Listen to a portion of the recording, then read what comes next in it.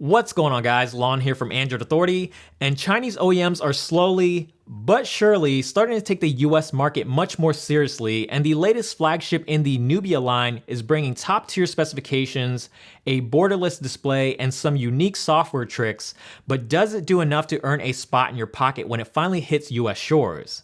Well, that's what we're about to find out with the Nubia Z9. From a design standpoint, it's easy to say that Nubia went with a conservative approach, and by conservative, I mean it's a design formula that we've seen a few times over, but is that a bad thing? Not necessarily. The Nubia Z9 is a rectangular slab that utilizes a glass sandwich design, so there's glass on the front and rear, and a metal frame with chamfered edges holding it all together, lending for a very solid and high quality feel in the hand. For being predominantly made of glass, it's not slippery to hold thanks to the angular design and chamfered edges, which provides a fair amount of grip, but as you might expect, the use of glass on the rear does make the phone somewhat of a fingerprint magnet. The Z9 measures in at roughly 9mm thick, so it's certainly not striving to be the thinnest phone on the market, and with no taper on the backside to create that illusion of thinness, you're definitely going to feel every millimeter each time you pick it up. It's also not the lightest phone at almost 200 grams in weight, so it can be a little bit jarring to use at first, especially if you've become accustomed to lighter and thinner devices. The weight, however, does make it feel substantial, further reminding you that the Z9 is meant to be a high quality device every time you hold it. Going around the Z9, you'll find the buttons and ports in typical locations with the 3.5mm headset jack, microphone, and IR blaster up top, metal power and volume keys on the right side, both of which are very clicky and easy to press, and there's even a dedicated camera key to quickly launch the camera and take photos, which is a rarity on Android phones. Continuing along, on the bottom is the charging port, which at first glance might look like USB Type-C, but it's just a standard micro USB. Flanking that is what appears to look like dual speakers, but again, it's just an illusion when in fact only one is a speaker and the other is a microphone. And finally, the left side of the phone is completely bare with the exception of the dual SIM card slot. For a touch of color, there's a red ring around the camera lens and glowing red capacitive menu, home, and back keys on the front that's very reminiscent of the old Droid line back in the day. By default, the menu button is on the left and the back button is on the right, but this is completely interchangeable in the settings to suit your personal preference. The main attraction of the Nubia Z9 is easily the display. It's a 5.2-inch screen with 1080p resolution, so if you're expecting Quad HD, you're not going to get it here with the Z9, but it's still a fantastic looking screen. It's bright, colorful, vivid, with great outdoor visibility and good viewing angles, and with a PPI north of 400, it's plenty sharp for reading text and consuming all sorts of media. It's made of 2.5D glass for that subtle curve along the edges, but the interesting part about the screen is it's been raised above the frame, giving it a much more prominent curve that makes swiping across the glass a very pleasurable experience. It's not curved to the point where it alters your viewing experience with media like the S6 Edge, but there's just enough of a curved edge that Nubia was able to add some software tricks to take advantage of it, but more on that later. The raised glass also creates the illusion that the screen is entirely bezel-less on the left and right sides when looking at it head on, which really makes the screen the star of the show, and you almost feel like you're holding onto just a screen, but upon closer inspection, the bezels are definitely still there. They've just been cleverly hidden by being curved downwards along the sides, providing for an almost bezel-less experience, and it's quite an impressive feat in engineering to say the least. As far as the specs go, they're going to vary depending on whether you go with the classic, elite, or exclusive editions of the phone. All versions of the Z9 feature the Snapdragon 810 processor, but the Classic Edition, which is the version we have for review, comes with 3GB of RAM versus the 4GB of RAM on both the Elite and exclusive editions. Regardless, performance has been quite great on the Z9, even if it is being powered by the somewhat scrutinized Snapdragon 810. Performing basic tasks like navigating through the UI and opening up applications is super fluid, and multitasking and playing graphically demanding games also poses no problems.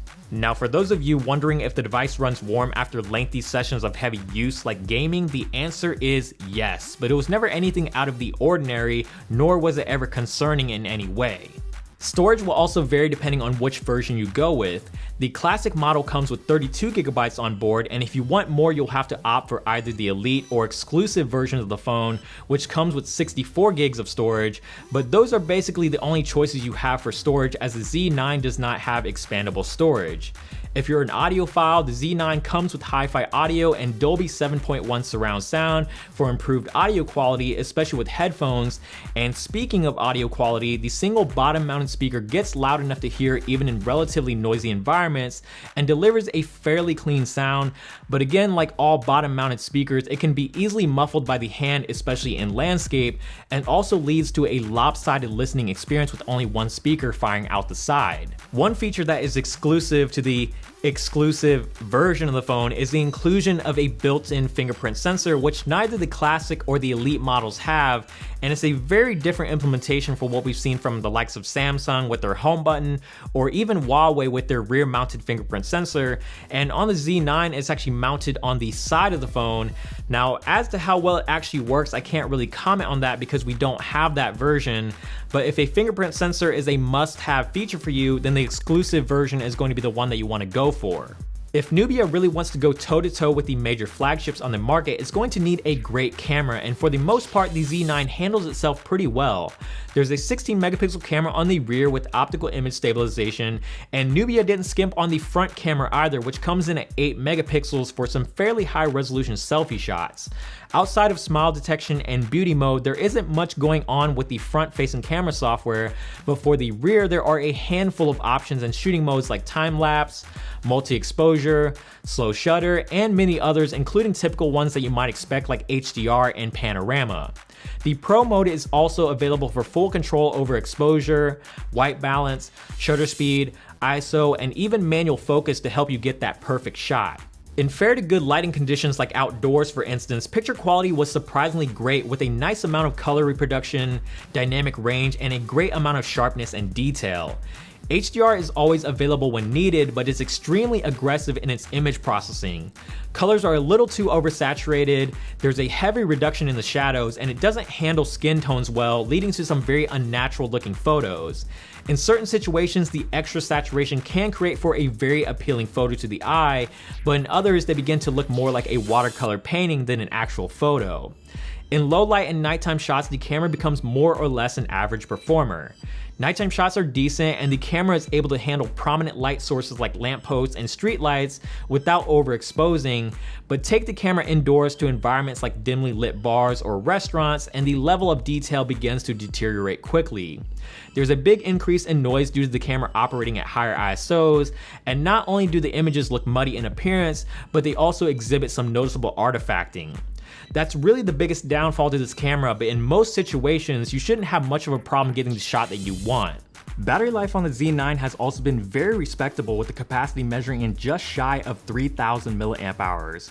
Even with several hours of heavy gaming and lots of picture taking, the phone was still able to go over a day off the charger with anywhere between 4 to 4.5 hours of screen on time, and with more casual use, you'll easily be able to extend those numbers a lot further. Keep in mind that this again is the Chinese version of the phone, which does not have Google Play services installed, so you're not going to be dealing with the typical data syncing that you normally would with your Google account.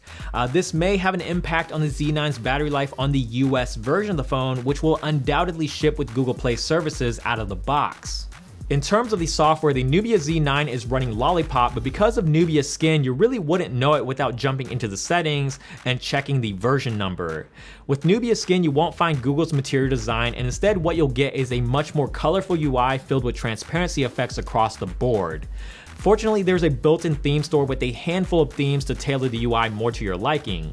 They're not the most intricate themes out there, especially in comparison to theme stores on competing flagships, theming only basic elements like the icons and wallpaper, but it's still great to have some variety. Like many other Chinese Android manufacturers, the Nubia Z9 also ditches the standard Android app drawer in favor of an all home screen experience, so you have to resort to folders for home screen organization or download a third-party launcher. You'll also notice that because this version of the Z9 is geared for the Chinese market, there's a lot of Chinese applications installed, but most of them are just substitute applications for the lack of Google Play services. The Z9 also packs a lot of really neat software tricks up its sleeve. You've got screen division, which is basically Nubia's version of multi-window for some split screen multitasking, and a one-handed mode that shrinks the screen down to a smaller size just by long pressing the back button. There's also a series of touch-based gestures built in, like double tapping to wake the display, dragging 3 fingers upwards to take a screenshot, or putting the phone to sleep by placing your palm on the screen. Where it starts to get interesting are the unique gesture controls that utilize what Nubia calls frame interactive technology, or FIT. You can swipe up on either side of the glass to launch a specific application, or switch to apps that are currently running in the background, or quickly launch into the camera just by turning the phone sideways and touching 4 fingertips on the edge of the glass. You can also perform various grip-based gestures to unlock the phone or take a screenshot just by simply squeezing the phone. Many of these may sound a little bit odd at first, and the grip gestures definitely take some getting used to, but Nubia says they'll save you a lot of time over more traditional methods if you can manage to get them to work on the first attempt. The Nubia Z9 is already available in markets like China, but for those of you waiting for it to hit stateside, the Z9 will be released in Q3 of this year with a starting price of $564 for the Classic Edition, $645 for the Elite, and $725 for the exclusive version, which again features a built-in fingerprint sensor. The Nubia Z9 is no doubt a flagship device that's aimed to go squarely against phones like the Galaxy S6 and the LG G4, and with very little presence here in the States, Nubia will have a lot of catching up to do. Nubia looks like they're taking the US market very seriously with the Z9, unlike some other Chinese manufacturers who are only releasing their budget phones here in the States. The Z9 will be going up against the best of the competition, and it's got all the right specifications to do so, and the software tricks, while very different and new, aren't necessarily going to feel like a game changer to most people. What is a game changer, however, is the screen. If you've been looking for a truly bezel-less experience on a flagship, the Z9 is probably the closest you're going to get. At least for now. As always guys, thank you so much for watching this video. If you did enjoy it, please give it a thumbs up down below. We definitely appreciate it. And also subscribe to the channel, which is also down below if you haven't already. And if you want to see more here from us at Android Authority, make sure to check out the links. They're either going to be over here on the side or down here below me, wherever they are. Just click on them. And if you want to get more in-depth coverage, check out the website as well, androidauthority.com, because we are your source for all things Android.